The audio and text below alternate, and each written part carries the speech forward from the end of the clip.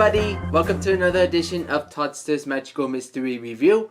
I'm your host Toddster, and today we're going to take a look at George Harrison's Dark Horse, which came out 9th of December 1974 on Apple Records. And this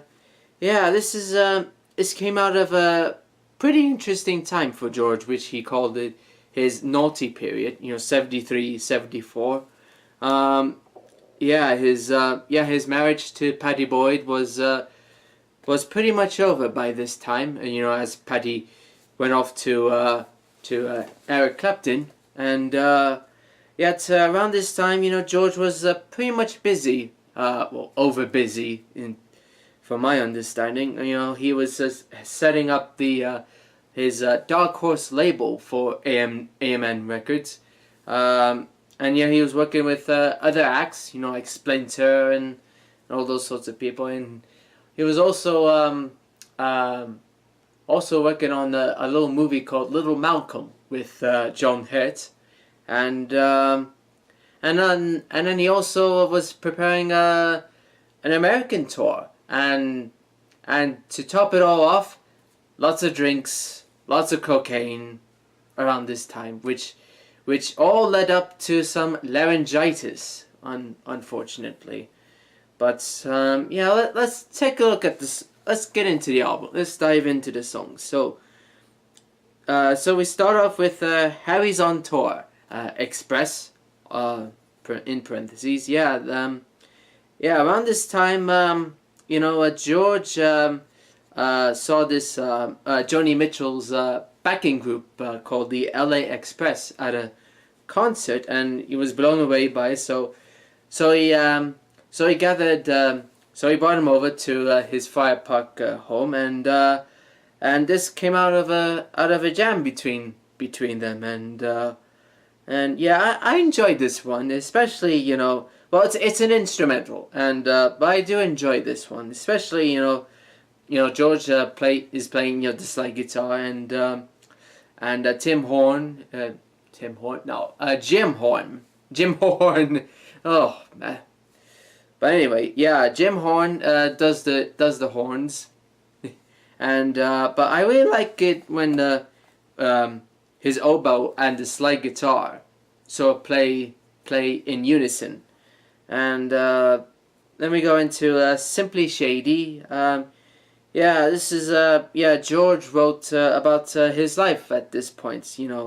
The separation from Pattie, and the drugs and alcohol excess, and he even references Sexy Sadie in the lyrics. And we go into So Sad. Yes, another song about his failed marriage, which he actually wrote for the Living in the Material World album, and he even gave the song to Alvin Lee from 10 Years After, and he made a version of it a year prior to George's version. But musically, it's a good song. I love the backing of it, but it's the problem with. To me, the problem with this album is that, George's vocal is not, as I was saying, he was suffering from laryngitis, and, and it shows throughout most of the album. So, but let me go into Bye Bye Love. Yes, this is George's funky rewrite of the old Everly Brothers tune, and he put it in minor key, and he rewrote the lyrics, even references Clapton, There Goes Our Lady, and Old Clapper too, and all that. Stick with the original, folks. You don't need to hear it. Then we end the first side with Maya Love.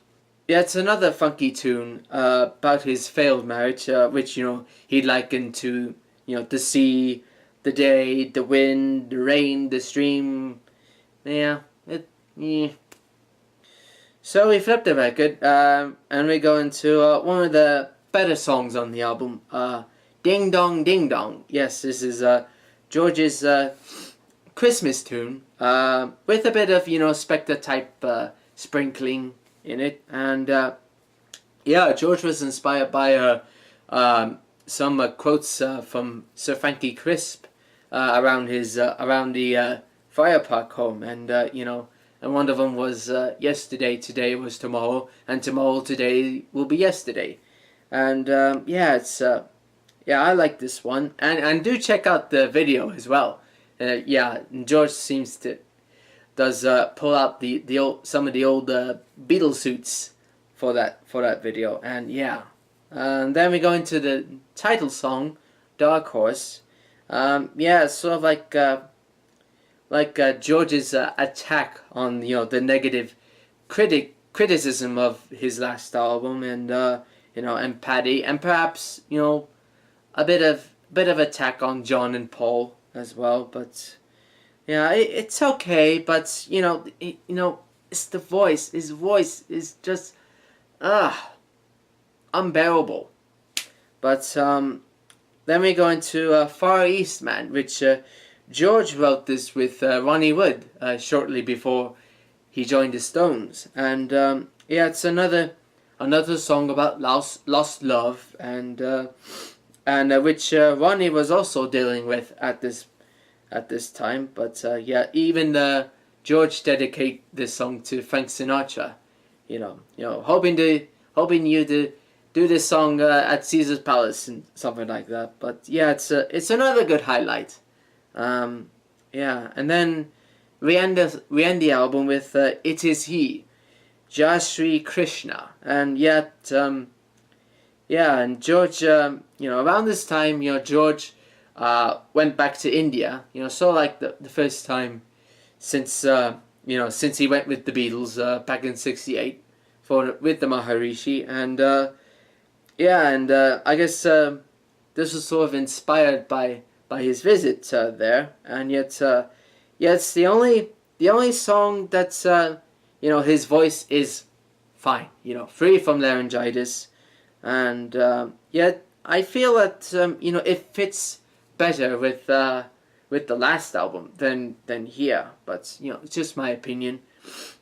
So that's the album. So yeah, let's talk about the bonus songs. Yeah, so we go with I Don't Care Anymore, which is the B-side of the Dark Horse single. Yeah, just a B-side, that's all.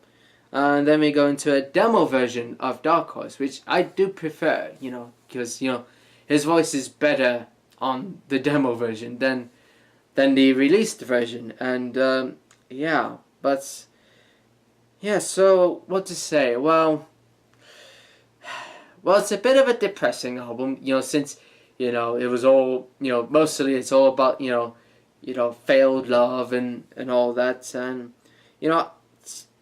to me, I think George should have saved some time with this album. Save some energy, save his voice, and all that. But yeah, it's a couple of good songs, but overall, not one of his best. So my rating, I'm gonna give this 2 Georges out of 5. Yeah, 2 Georges for Dark Horse by George Harrison. Yeah, sorry George. That's my Georgia doll at the back. But anyway, so my name is Toddster, and you just watched another magical mystery review, or sort of. But I'll see you again next time. Till then, toodaloo.